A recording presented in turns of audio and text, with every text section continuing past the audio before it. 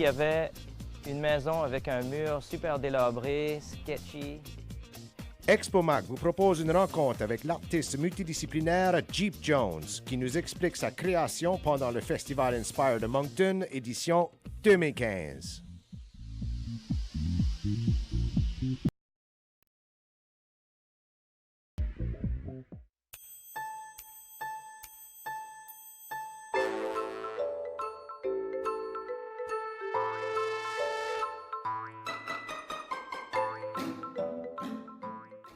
Je m'appelle Jeep Jones.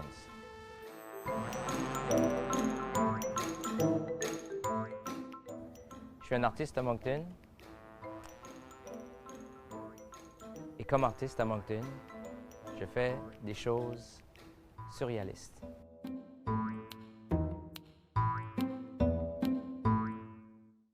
Je suis animateur, je fais des films d'animation. Je fais de la musique, je joue dans quelques groupes de musique. Super Love, The Mike V Band et Syntax Error.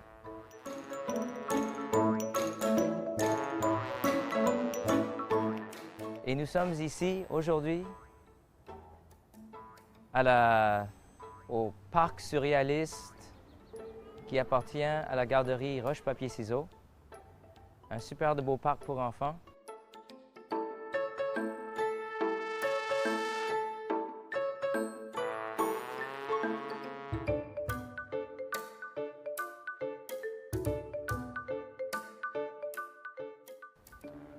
Puis ici, il y avait une maison avec un mur super délabré, sketchy.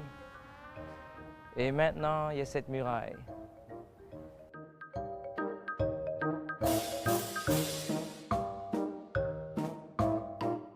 J'ai designé cette muraille-là et ça a été peinturé avec l'assistance de John Leblanc qui était avec moi tous les jours en train de peinturer sur cette surface frustrante-là. Et voilà!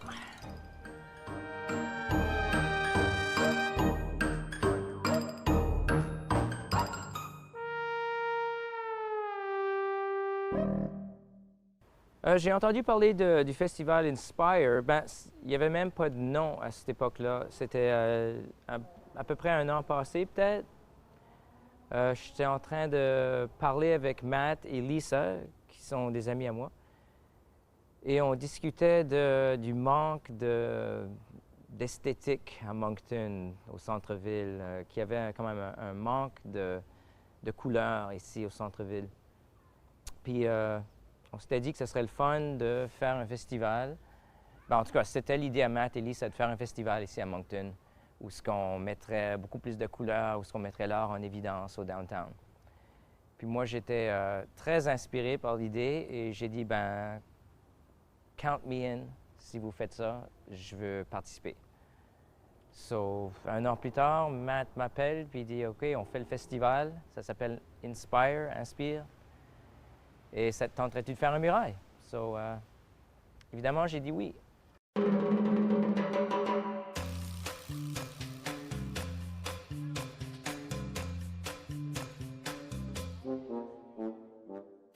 Mon background de muraille, ben j'ai fait une coupe de muraille déjà, mais à l'intérieur. C'est ma première muraille à l'extérieur.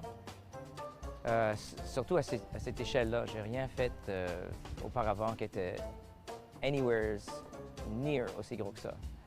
So, ça, c'est vraiment une première expérience pour moi de faire ça super immense comme ça. Puis à part ça, je suis artiste visuel. J'ai fait beaucoup de peinture toute ma vie. So, c'est pas du nouveau pour moi de faire de la peinture, mais certainement à cette échelle-là, c'est une nouvelle expérience.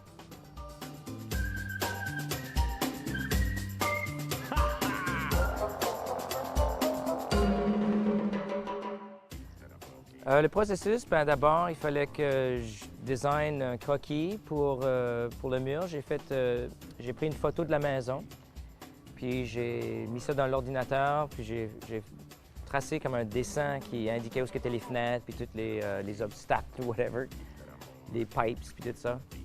Puis là, j'ai fait un dessin par-dessus ça qui incorporait les fenêtres, etc. J'ai fait une coupe de croquis, puis on a choisi celle-là qu'on trouvait qui était la plus far out, puis la plus intéressante. Ça fait qu'après ça, il s'agissait de projeter le croquis sur le mur ici. On est venu un soir, la nuit, on s'était mis sur une clôture là-bas. On a projeté sur le mur, puis on était 3 ou 4 personnes avec des Sharpies, puis on a tracé le dessin avec des Sharpies sur des grandes échelles. Ça, c'était pas mal fou. Une fois que ça s'était fait, ben là, c'était essentiellement comme un paint by number. Il fallait juste remplir toutes les zones avec certaines couleurs qui étaient déjà toutes établies. So, that's it. Là, c'était juste une job de remplir les zones de couleurs. C'est pas mal ça. La surface était extrêmement rugueuse, vraiment bizarre, comme un ribbed condom, comme que les gens disaient. C'est a ribbed surface, une surface ribbed. Ribs. Côtelée, une surface côtelée, on peut dire. Anyway, c'était dur à rentrer la peinture dans les petites craques everywhere, puis tout ça, puis faire les lignes, le contour des lignes noires, c'était vraiment un challenge. Ouais, c'est ça. À part ça, les seuls autres changements, c'est juste des fois, on se disait que, bon, la planète bleue, elle devrait être rouge. Coupe de retouches comme ça, mais en général, ça a super bien été. C'est juste une question de temps, puis de s'appliquer.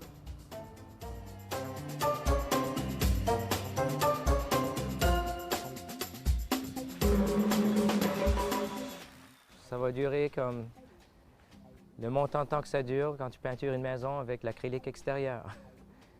J'imagine que ça va fader un petit peu avec les étés, avec les années, avec les tempêtes de neige, whatever, qui vont tous contribuer à sa décadence. Mais on verra, ça fait partie du processus, puis partie du fun, c'est de voir comment ça se transforme avec le temps.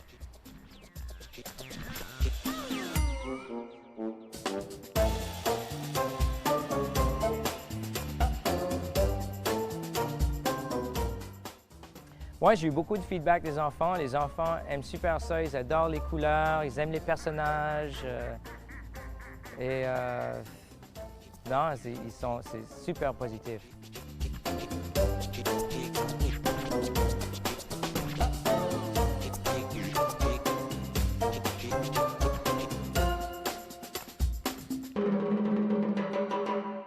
Il y a des enfants qui m'ont aidé.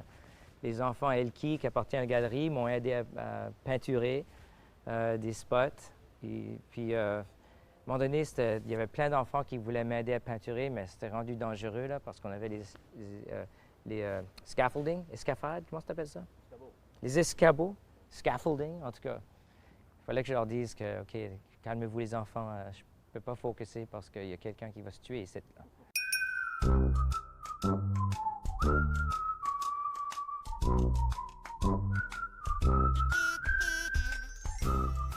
La réaction est super bonne chez les enfants. Puis je trouve que ça fait un bel environnement pour les enfants ici quand ils jouent. Puis, en tout cas, c'est super le fun. J'aurais aimé avoir quelque chose de même, moi, quand j'étais jeune.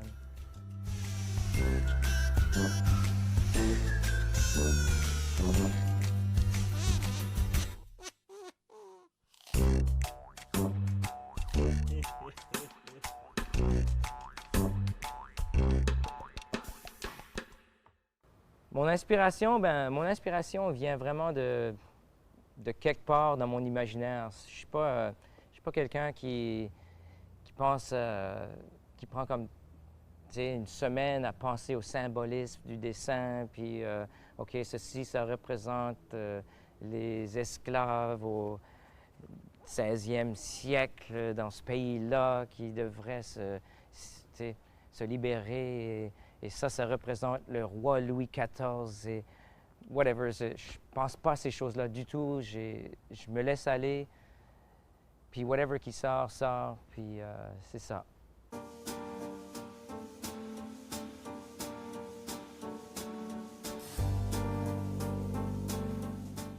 Quand j'étais plus jeune, je voulais être BDiste. Je voulais travailler pour Marvel Comics puis dessiner Spider-Man, etc. Puis là, quand j'ai découvert la musique, j'ai comme lâché ce rêve-là. Puis là, récemment, je me suis dit, bon, ben, ça serait le fun de peut-être retourner à ces idées-là, de faire de la bande dessinée, de faire des super-héros, etc. So, je me suis relancé là-dedans, ça fait une couple d'années où je fais juste des dessins de super-héros, mais non violents. C'est plutôt des super-héros, des penseurs, des philosophes, des amants, they're lovers, not fighters.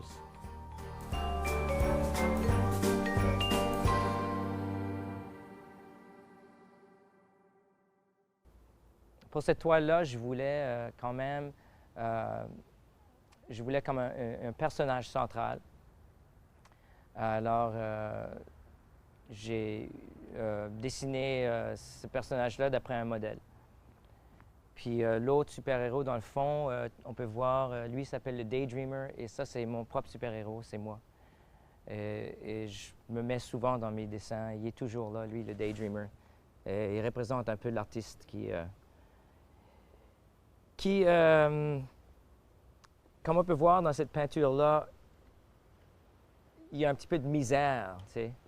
Il est en train de se battre un petit peu avec les éléments, les éléments de la peinture. Donc, c'est un peu l'artiste qui struggle. En tout cas, c'est la conquête douloureuse de la toile. Et elle, pour moi, c'est la protectrice de la garderie ici, des enfants. So, don't mess with her.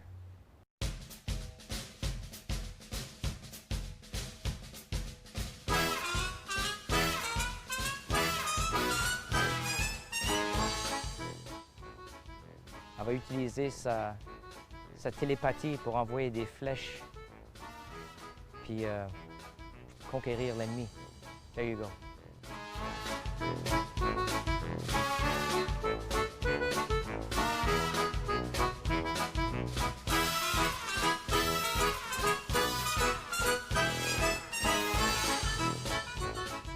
Mais vraiment, c'est des personnages gentils, là. Moi, j'essaye vraiment d'offrir un contraste vis-à-vis les médias, les images négatives qu'on reçoit dans les médias et même dans beaucoup de films, émissions de télévision, etc. J'essaye d'offrir une image de gens qui sont quand même assez en paix, et même si l'artiste, le Daydreamer, il a de la misère, il n'est pas en train de se battre avec personne, il est juste en train d'essayer de rétablir son équilibre dans la vie. So, on a tous cette expérience-là entre la paix, comme le personnage central, qui est très méditatif, qui est en équilibre par sa pose et tout. On sent vraiment qu'elle est centrée. Et le Daydreamer, l'artiste en haut, ici, qui est moi, obviously, comme je disais, qui a toujours pas toujours, mais à ce moment-là, qui essaie de rétablir son équilibre, qui est en train de se battre avec les éléments de la vie. Donc, c'est ça le combat qu'on est tous en train de vivre.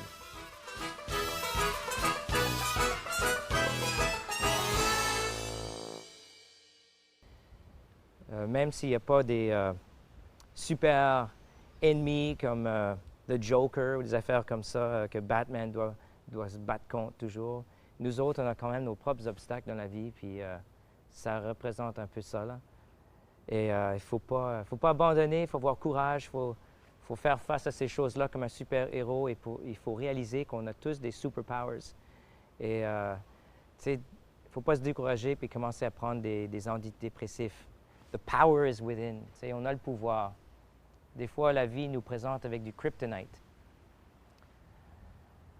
Mais Superman abandonne jamais.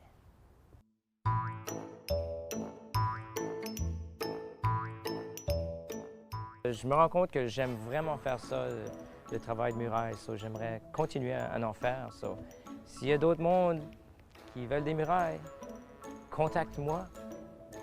Boogieemite, BOOGIEMITE, @gmail.com.